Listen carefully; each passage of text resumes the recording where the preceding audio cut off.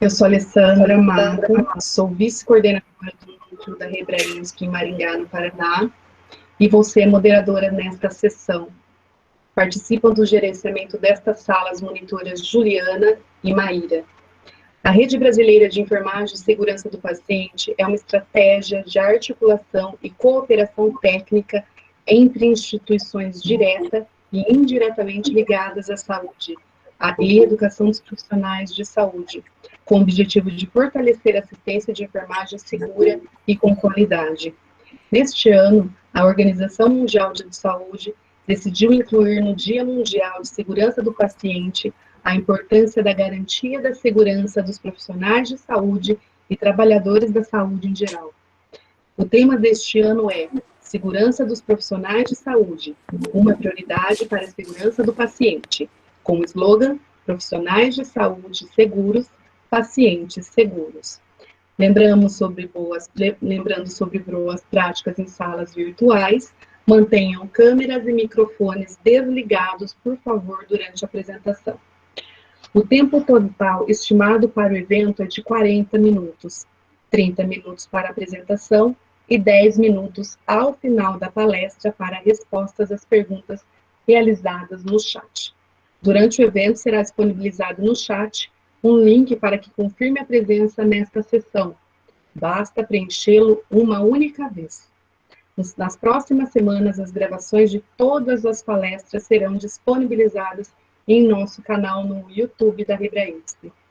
O título da palestra que acompanharemos no momento é Gestão de Risco em prol da segurança do colaborador, tendo como palestrante Andressa Martins Dias Ferreira, mestre em enfermagem pela Universidade Estadual de Maringá, docente em enfermagem também pela Universidade Estadual de Maringá e coordenadora da Hebraísmo Núcleo Maringá.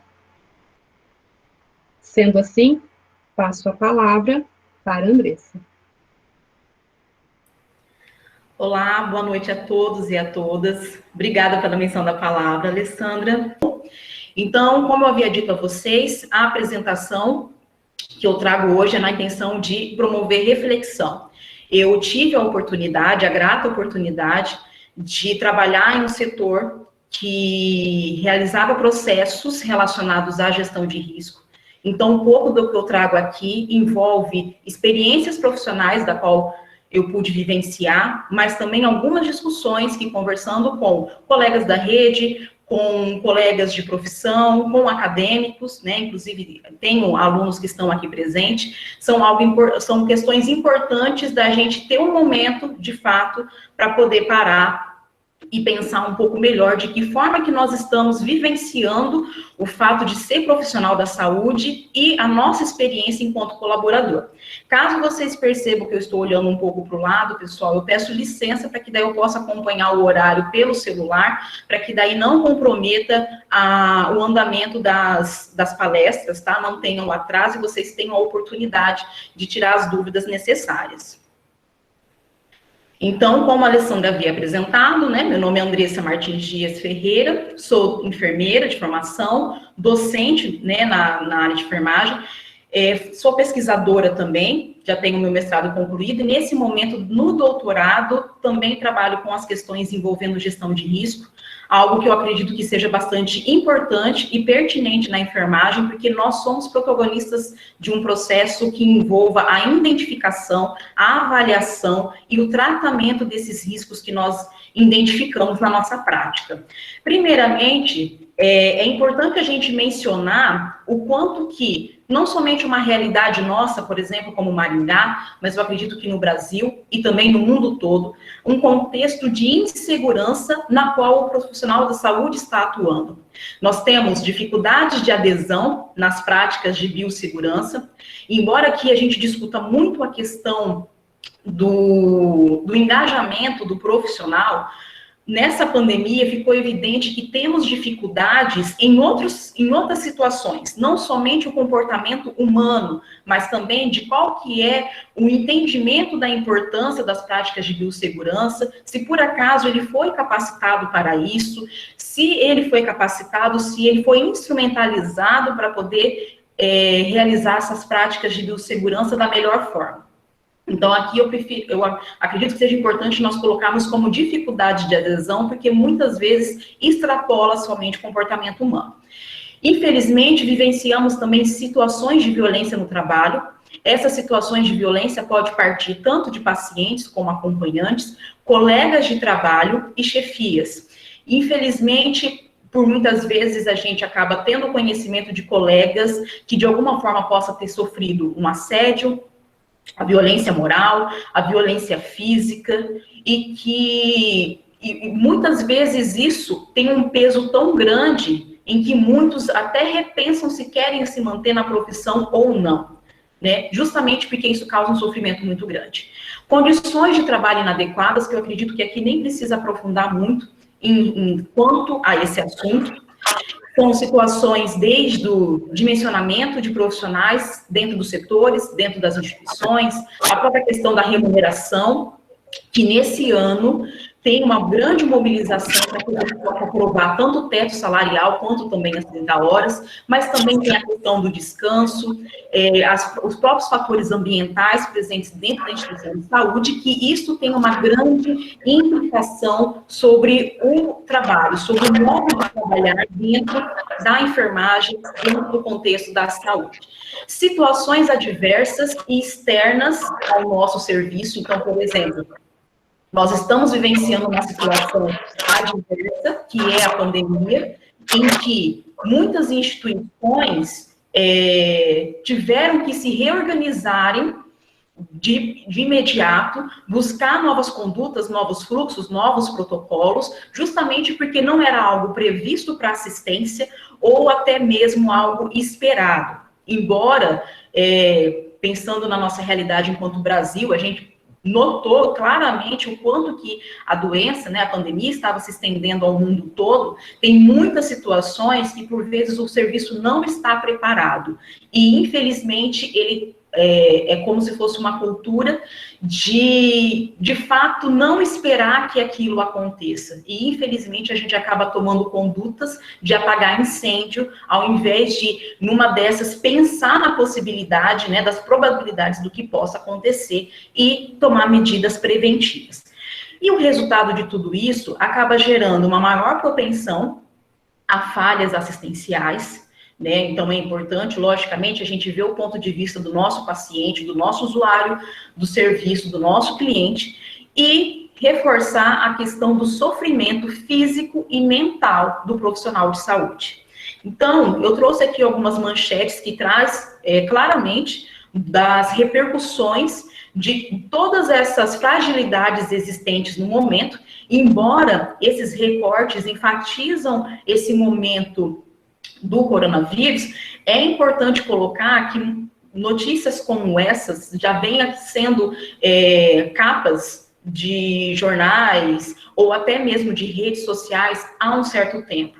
Então, essa questão de como que o profissional está sendo exposto a uma série de situações não é algo novo, né? Nós que vivenciamos a prática, a gente sabe exatamente disso, mas infelizmente outros setores que precisam ter consciência nesse sentido, como por exemplo os próprios pacientes, as lideranças, os governantes e outras áreas próximas à da saúde, infelizmente talvez não tenha esse mesmo entendimento, essa mesma vivência que nós conseguimos identificar. E daí é importante nesse momento a gente refletir. Porque se a segurança do profissional da saúde está comprometida, isso, consequentemente, também vai gerar implicações na segurança do paciente. Então, nada mais correto de que, quando vamos identificar fragilidades que possa gerar risco ao paciente, a gente também exerce uma gestão de risco voltada para a segurança do profissional. Embora possa parecer óbvio, infelizmente, sabemos de instituições que não enxergam a situação dessa mesma maneira, né? Tem uma às vezes tem um pensamento muito enfático de que tudo aquilo que é feito é com foco no paciente, é com foco no próprio serviço de saúde, e infelizmente o profissional de saúde, o profissional, ele acaba ficando um pouco abandonado, acaba ficando um pouco à mercê, e daí a gente acaba tendo, nos deparando com notícias como esses recortes que eu trouxe no slide anterior. Então, é importante a capacitação e o engajamento dos profissionais de saúde em relação ao gerenciamento de risco, e que eles possam ser ativos dentro desse projeto, e não somente meros espectadores que muitas vezes vê as rotinas sendo modificadas, novas práticas sendo inseridas, um foco bastante intenso no sentido de promover a saúde do paciente, mas às vezes ele consegue perceber nitidamente o quanto que as práticas que ele desenvolve, ou que até mesmo tudo aquilo que está sendo presente no ambiente pode, de alguma forma, comprometer o seu trabalho, e isso pode gerar implicação para o paciente. Então, é importante, desde o processo de formação, seja nas instituições de ensino, graduação, pós-graduação, curso técnico, formação de educação continuada, processo de educação permanente, que nós possamos discutir essas questões envolvendo segurança dentro do âmbito da saúde, independente se é hospitalar, ambulatorial, atenção primária, e também mobilizar essas pessoas para que elas possam se engajar, possam se empoderar e também possam ter participação ativa dentro dessas discussões. Então, é importante nesse sentido que não somente eu, enquanto líder daquela equipe, eu como profissional ou como gestor, diretor de um serviço de enfermagem, me preocupe nesse sentido. A segurança do profissional da saúde é responsabilidade de todos aqueles que estão envolvidos com o serviço, e até mesmo aquelas áreas que não estão presentes exatamente dentro da instituição, mas que também, de alguma forma, a sua ação ou a sua ausência de ação pode impactar na segurança do profissional de saúde. Então, da mesma forma que a gente procura conscientizar que desde da equipe que promove a segurança nesse sentido agora como segurança patrimonial, a segurança patrimonial das instituições, a superintendência do serviço de saúde, ou até mesmo quem trabalha em serviços ditos como administrativos, como faturamento, auditoria, da mesma forma que eles também precisam exercer práticas seguras voltadas ao paciente, todas essas pessoas, todos esses atores também devem pensar em algo voltado para o profissional. Primeiro, porque o profissional está presente na mesma instituição e muitas das vezes nós podemos adotar medidas que contribuam para que ele possa exercer a sua prática de forma segura e também se sinta seguro dentro do serviço. E fora do serviço é importante a gente também mobilizar lideranças, governantes e áreas que estão ali próximas a nós, que também tem um papel bastante importante, como, por exemplo, a indústria, em que justamente gera os insumos, os produtos que nós utilizamos para que o nosso profissional possa realizar a sua prática e que também possa aplicar assistência. Porque muitas das vezes ele pode se sentir inseguro ou a sua prática ele entenda como insegura. Então, aqui eu trago o conceito de gestão de riscos de acordo com a RDC 36 de 2013, publicada pela Anvisa, que, de uma forma geral, coloca que a gestão de riscos é um processo sistêmico, contínuo, em que envolve procedimentos, protocolos, fluxos, e que também demanda condutas voltadas à identificação, à análise, no caso, uma investigação mais aprofundada, a avaliação, comunicação e controle. Quais são as medidas tratativas que serão voltadas aos riscos identificados dentro das instituições de saúde? E que todas essas práticas devem ter por foco a diminuição da incidência de eventos adversos que possam afetar a segurança, a saúde humana, a integridade do profissional, que é isso que hoje nós estamos discutindo nesse momento, o meio ambiente, a imagem institucional. Então, o processo de gestão de risco, para que possa ser efetivo, precisa ser um processo contínuo, ou seja, não é aquele momento que a gente se reúne só uma vez por ano para poder discutir questões que talvez naquele momento é muito importante, mas que depois vai acontecer outras situações de maior gravidade, que precisam também ser discutidas, precisam também ser inseridas nesse processo. A gestão também participativa, ou seja, para que eu possa, de fato, identificar, investigar e tratar todos os riscos, todos os indivíduos que estão ali presentes precisam participar desse processo. E não somente uma sala fechada, onde tem líderes, onde tem chefias que muitas vezes não vivenciam aqueles processos, não estão ali naqueles locais desenvolvendo o seu trabalho, desenvolvendo a sua prática. Infelizmente, por vezes, eles não têm nem conhecimento de quem são as pessoas que trabalham em sua equipe, e daí vai tratar de algo que não é a realidade deles, né? Não são eles que vivenciam. E precisa ser um processo transparente, justamente porque a intenção é promover segurança, e para que isso seja visto de uma forma bastante nítida e ampla, é necessário transparência entre todos os envolvidos.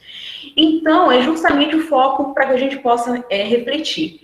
Quando nós vamos desenhar um processo assistencial, seja um novo processo, ou se não, um processo que vai ser reavaliado, os profissionais de saúde são envolvidos? Aqueles que estão lá na ponta, que executam aquele trabalho, eles são envolvidos?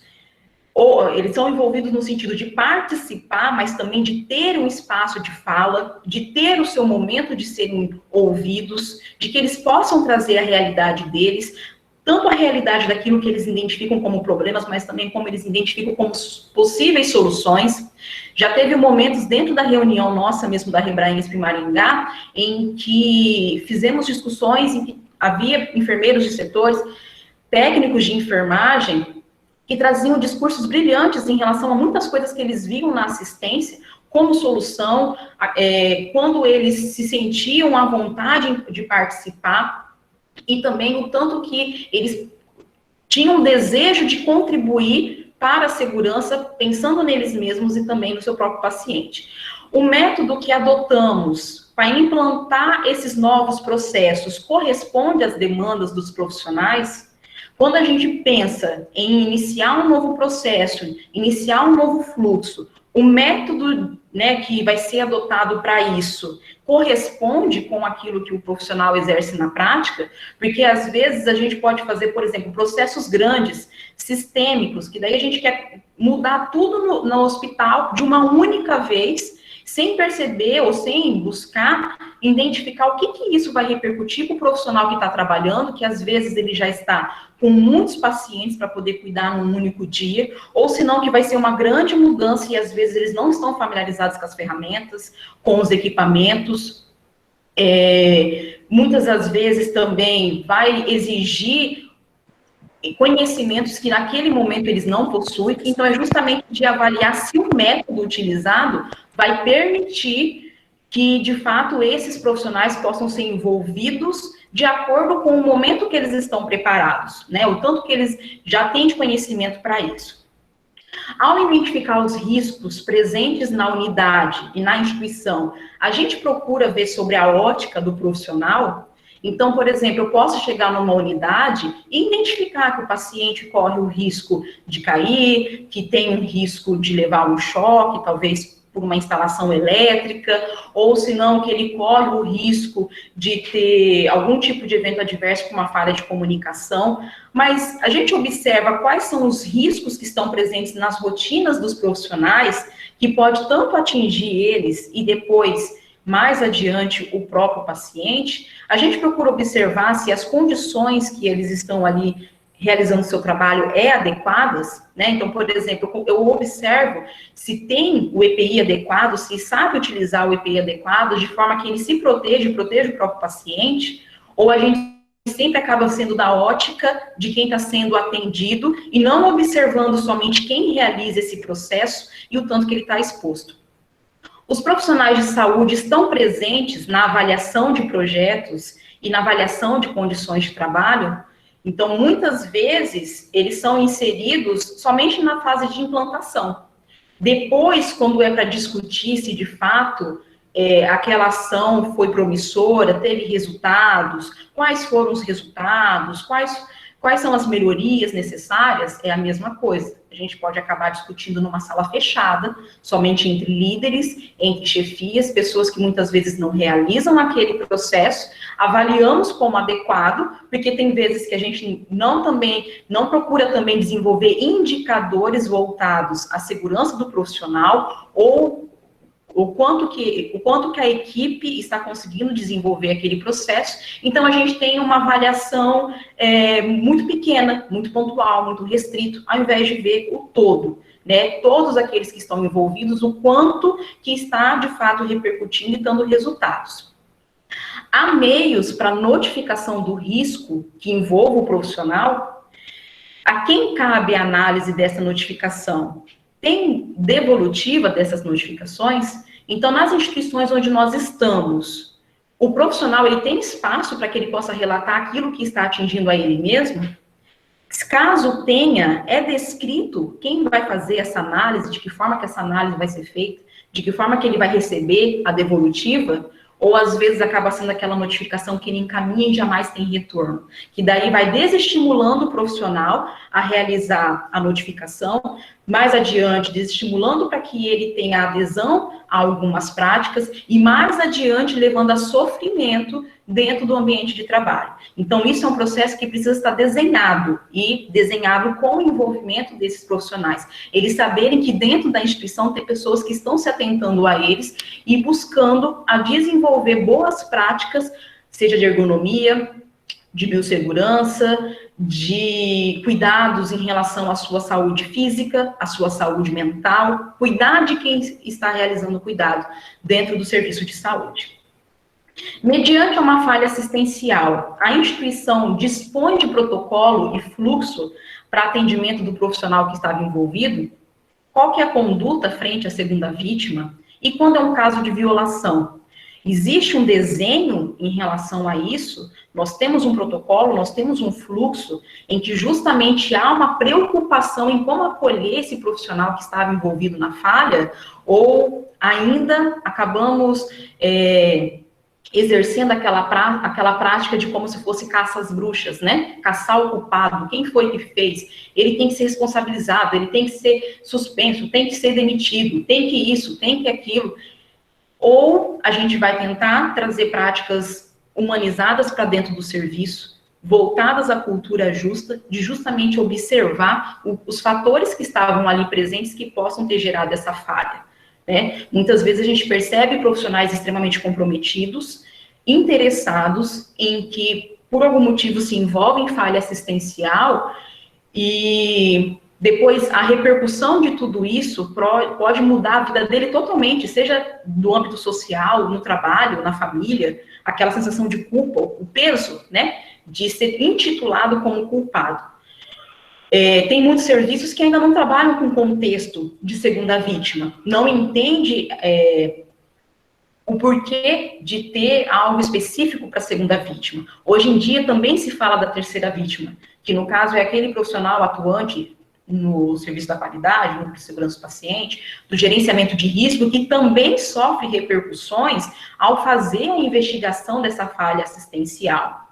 Então, eu tenho uma conduta, eu reconheço aquele colaborador como alguém que talvez possa, por N fatores, ter gerado uma falha, mas nem por isso ele foi mal intencionado, né? A questão da violação. Consigo identificar bem uma situação de violação? Embora que a gente queira frisar a questão da cultura justa, é importante termos noção da violação, porque a violação de um profissional pode gerar falha assistencial de um outro profissional. A violação que o colega, né, ou a chefia acaba exercendo pode me gerar sofrimento. Então, é importante a gente justamente ter essa noção e buscar avaliar as condutas necessárias de acordo com a gravidade, de acordo com o de que de fato aconteceu. Em uma situação de violência ou de assédio por parte do paciente, acompanhante, colega de trabalho e chefia, qual que é a postura da instituição? Nós temos fluxos destinados a isso? né? Ou é sempre aquela questão de abafar. Não foi nada grave, não precisa tratar desse jeito, foi brincadeira, né? A pessoa estava nervosa. Então, de que forma que nós tratamos isso? Porque é uma violência hoje, semana que vem é uma situação de assédio, depois na outra semana pode até ser uma agressão física, e isso vai indo, até o ponto de que se torna uma situação insustentável ao profissional, né? Enquanto líder, nós empoderamos, nós instruímos o nosso profissional, porque muitas vezes, o que a gente coloca? A gente não pergunta se por acaso a situação, né, o processo está sendo bom ou ruim, porque eles não sabem avaliar, mas você orientou, deu o conhecimento para que eles saibam avaliar, né, se você de fato dispôs e treinou, capacitou, para que daí ele tivesse condições de avaliar aquela situação, ou senão a gente sempre vai acabar negligenciando, colocando que o profissional não tem condições de opinar, não tem condições de avaliar. Eles têm acesso aos documentos e procedimentos que envolvem a sua própria segurança, ou está engavetado e a gente só expõe quando é uma visita da Anvisa, uma visita no nosso caso, né, enquanto enfermagem, uma visita do Corém, uma visita da equipe da acreditação. Eles sabem aonde estão todos esses fluxos, os processos que envolvem a sua própria segurança, ou muitas vezes eles não têm nem conhecimento, né? Não sabem o que fazer porque também não tem conhecimento do que pode ser feito. E o que a instituição promove para a saúde física e mental dos profissionais? Nós precisamos, sim, cuidar das pessoas que estão dentro das nossas instituições. É lógico que a gente não tem perna para poder tratar problemas familiares, problemas financeiros, outras situações que por muitas vezes já vem se arrastando antes mesmo que esse profissional começasse a trabalhar dentro da instituição. Mas ainda assim, significa que se caso eu vejo uma situação de sofrimento, eu não vou fazer nada?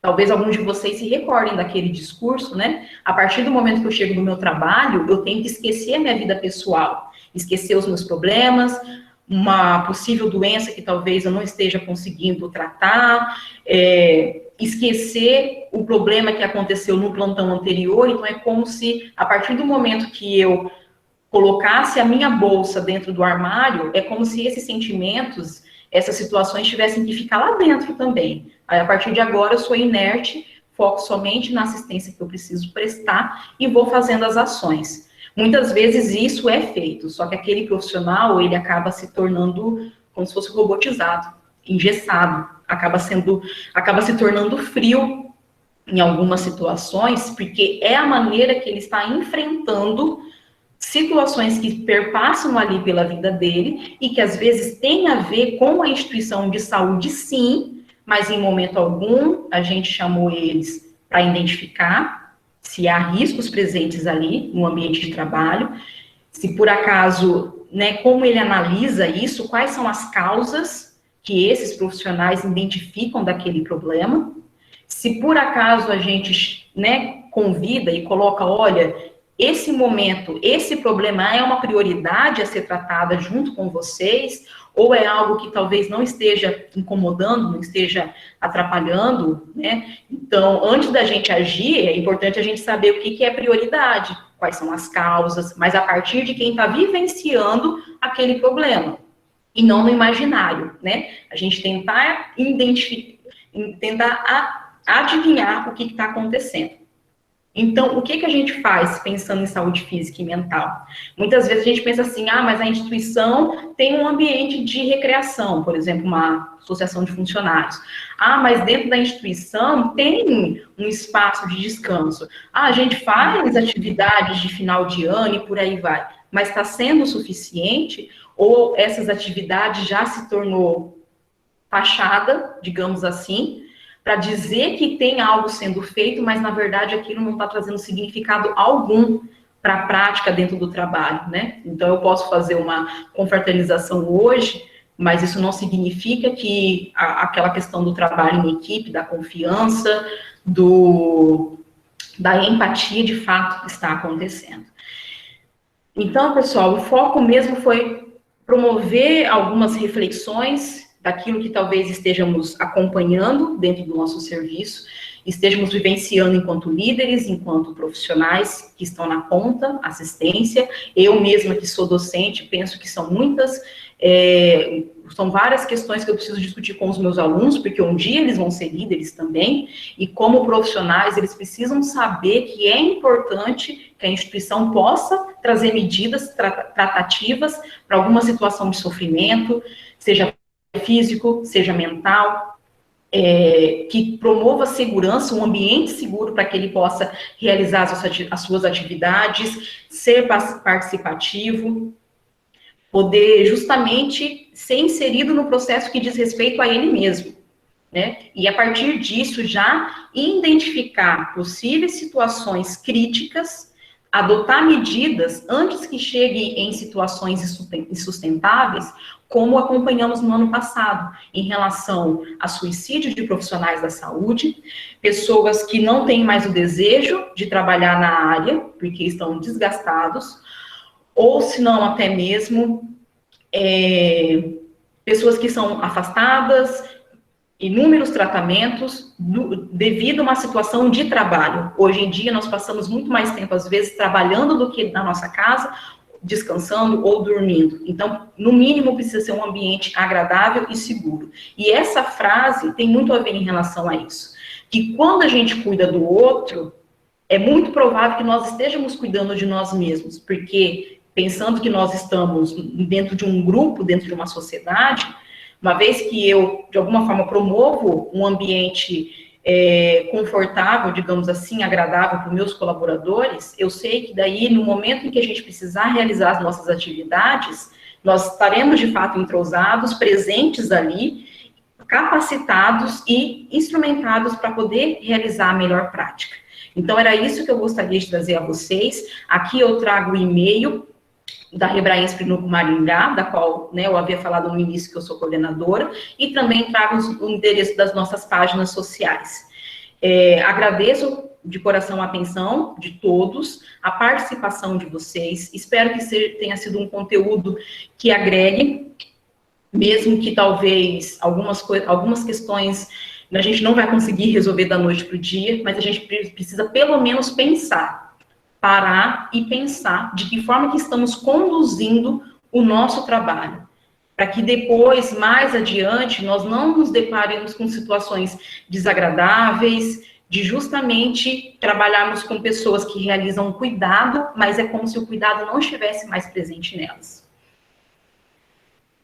Então é isso, pessoal, que eu gostaria de trazer a vocês.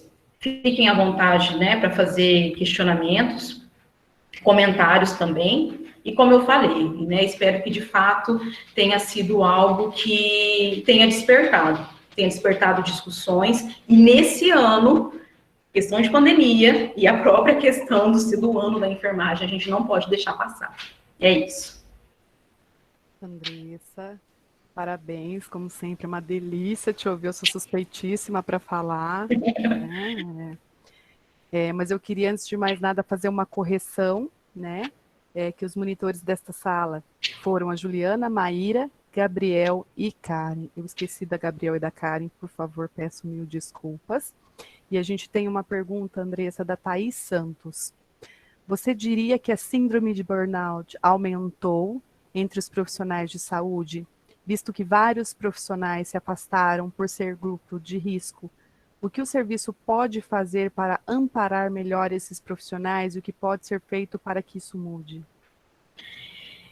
Infelizmente, eu tenho relatos de próprios colegas que se formaram comigo, ou que durante o momento da residência, ou que eu conheci no campo assistencial, se afastaram por questões de saúde mental mesmo. Não foi nem porque teve resultado positivo ou sofreu algum prejuízo físico dentro do ambiente de saúde. Foi desgaste emocional mesmo. A gente consegue perceber isso na literatura, né? Então, dentro das pesquisas, isso também está presente, né? Os números estão cada vez mais exorbitantes, tanto no sentido de incidência dos casos, como também de ressaltar o quanto que serviços e alguns órgãos representantes, de uma certa forma, estão fechando os olhos para essas questões. E qual que é o principal relato dessas pessoas? Eu já falei que isso estava acontecendo e não me ouviram. Eu já comentei dessa determinada situação e desconsideraram. Então, muitas vezes o processo ele é lento, a pessoa não sai da noite para o dia. Ela vai levando, né, porque é uma profissão que ela gosta de seguir, muitas vezes é a idealização, é aquilo que ela sonhou em exercer, então ela vai tentando protelar. Mas chega um certo momento que o desgaste é tanto que, de fato, pede para se afastar. Então, tem colegas que pediram para se afastar e, de fato, não tem mais certeza se, por acaso, passada essa situação da pandemia, eles vão retornar. Então, primeiramente, eu preciso ouvir, porque daí, quando eu ouço, eu sei o que eu posso fazer por aquela pessoa. A gente coloca questões amplas, como, por exemplo, investigar qual que é a experiência do colaborador dentro do serviço, como que está sendo para ele trabalhar naquela instituição, discutir políticas, logicamente, com o SESMIT, mas também envolver RH. Hoje em dia se fala muito da importância de gestão de pessoas para poder tratar essas situações. Então, a gente tem que parar de ver só aquela questão da biossegurança NR32 e expandir isso um pouco mais para poder saber o que gera satisfação profissional, de fato. Né? Nós temos lá a pirâmide de Maslow. Se a gente for trazer para o nosso contexto de trabalho, também tem. Eu preciso saber que eu tenho segurança, eu preciso saber se por acaso vai ter uma alimentação, se eu vou ter o descanso, se eu vou ter autonomia, se a minha liderança vai me respeitar. Então, tem necessidades que estão ali presentes dentro do ambiente de trabalho. E eu preciso conhecer da parte de quem trabalha justamente lá, se isso está sendo atendido ou não, e também que eles possam dar sugestões, porque senão é aquela mesma coisa, a gente pode, sei lá, fazer uma área de recreação e trazer terapias, por exemplo, holísticas, e, na verdade, o que eles querem é somente ser ouvidos, ou que talvez, quando tiver uma determinada situação, eles possam participar. Então, o primordial é ouvir, e daí, a partir disso, ter um planejamento. Tem algo mais, Alessandro? Tem mais uma perguntinha da Tatiane Souza. Andressa, você poderia explanar como a educação continuada pode contribuir para a gestão de risco em relação ao colaborador?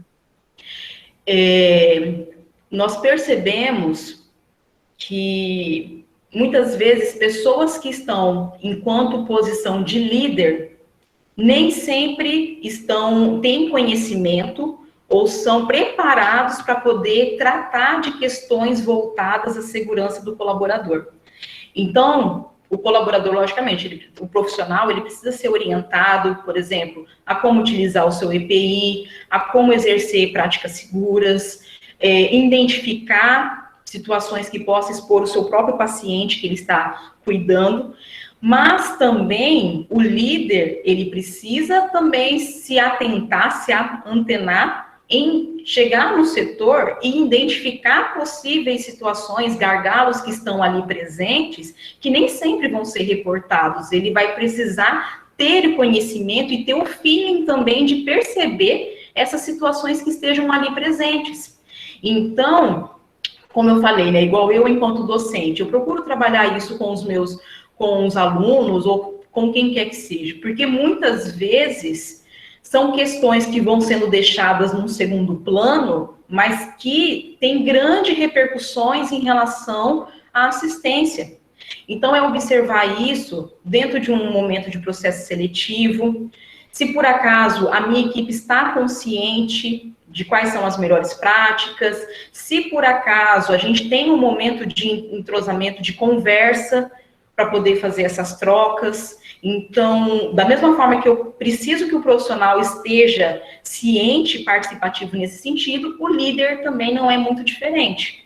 O líder precisa ser treinado, ele precisa, vez ou outra, a gente, né, relembrar a ele que, olha, você precisa também observar os seus profissionais. Não é somente saber se os resultados que eles estão apresentando são bons ou ruins, mas observar como que esse exercício do trabalho está acontecendo. Eu não preciso ter noção de tudo que está acontecendo na família dele, nada disso, mas pelo menos saber se aquilo que ele está exercendo pode, de alguma forma, gerar segurança ou insegurança para ele, e também ter uma noção do quanto que isso pode repercutir no todo. E se eu percebo que tem algo que eu preciso agir, também ter estratégias para buscar soluções, né? Aonde que eu posso procurar essa solução? O que que eu posso fazer enquanto líder? Mais duas perguntinhas, eu vou uni-las em uma, devido ao tempo, tá bom, meninas? Tem algumas observações, né, falando que acredita que é imprescindível que os colaboradores tenham um apoio psicológico oferecido pela empresa, principalmente na época da pandemia, pois a nossa profissão é bastante estressante. O que você acha? Seria um primeiro passo para o levantamento e a causa de soluções? E a Sueli apontou um fato interessante. Muitas dificuldades são iniciadas no processo seletivo. Nem sempre a pessoa certa está no lugar certo. E isso vai estourar em algum lugar, tanto no colaborador como no paciente. Você concorda? Sim. Pela necessidade de ter uma remuneração, pela necessidade de se inserir no mercado de trabalho, algumas pessoas, é mais ou menos esse termo, elas se sujeitam a trabalhar, sujeitam e decidem, né, trabalhar em algumas áreas, no sentido de estar ali presente, de aprender, de conhecer. Só que a pessoa, da mesma forma que a pessoa precisa entender as suas limitações, o líder também precisa identificar a limitação da pessoa. E quando a gente fala entender as limitações, não é dizer que é uma má profissional ou que não se enquadra para trabalhar na instituição. Tem muitas pessoas que estão dando sinais a tempos de que talvez poderia ser melhor aproveitada ou teria um melhor desempenho, seria mais feliz em outras áreas do que na área que ela está nesse momento. Então, é necessário ter uma conversa franca nesse sentido, né? De, olha, o que que nós podemos fazer, né? Qual a área que você tem desejo de trabalhar? Pensar na questão dos conhecimentos, naquilo que a pessoa já tem de vivência, né? Aquilo que ela já aprendeu e, de alguma forma, trazer ela para o contexto onde ela se enquadra melhor, né? É lógico que isso não é tão fácil, porque depende de toda uma questão de seleção de vagas disponíveis, né, de ter um setor disponível no serviço, mas aquela velha história, se eu posso fazer, por que não? Né? Se eu posso fazer, por que não? Dentro de uma seleção, buscar ter um olhar um pouco mais profundo nesse sentido. Será que a pessoa, de fato, vai poder ocupar esse local? Né? Hoje em dia, nós vemos, por exemplo, pessoas que foram trabalhar em setores de cuidados intensivos, porque por conta da pandemia teve uma demanda maior, só que a pessoa foi muitas vezes para poder estar ali presente, mas não que de fato aquilo faça parte da personalidade dela, daquilo que ela gosta, daquilo que ela sonhou e por aí vai. Às vezes a gente consegue levar isso, conduzir numa boa. E às vezes isso pode gerar um sofrimento. E ela pensa, se eu falar, provavelmente eu vou ser demitida, vou ser mal interpretada e por aí vai. Mas é importante ter essa relação franca, né? E isso já começa lá no acompanhamento mesmo do psicólogo, né? Nós temos instituições que têm psicólogos destinados para o paciente, mas quais são os psicólogos que estão destinados ao profissional? Qual que é o tipo de abordagem que eu faço? É uma situação em que, às vezes, eu fico ali na minha sala esperando ele chegar com um problema, ou eu tento estar próximo das equipes e identificar o que possa estar acontecendo ali. Quais são os gargalos que tem ali. A psicologia, ela pode ajudar e pode ajudar muito. Até mesmo apontar se tem a necessidade, por exemplo, de terapia, observar outras questões, discutir algumas outras fragilidades que estão ali presentes, uma discussão junto com os líderes de forma madura, logicamente, mas isso tem que ser uma relação próxima, e não eu ficar lá na sala esperando ele chegar com o problema, né? Então, eu acabo tendo uma posição em que daí, ao invés de eu tentar promover a saúde mental ali do profissional, eu acabo só apagando o incêndio. E, às vezes, quando ele chega para mim, já está na situação insustentável. Que daí, às vezes, ele já foi lá nem para conversar, nem para consultar. Ele já chega para poder pedir demissão, porque para ele já não dá mais.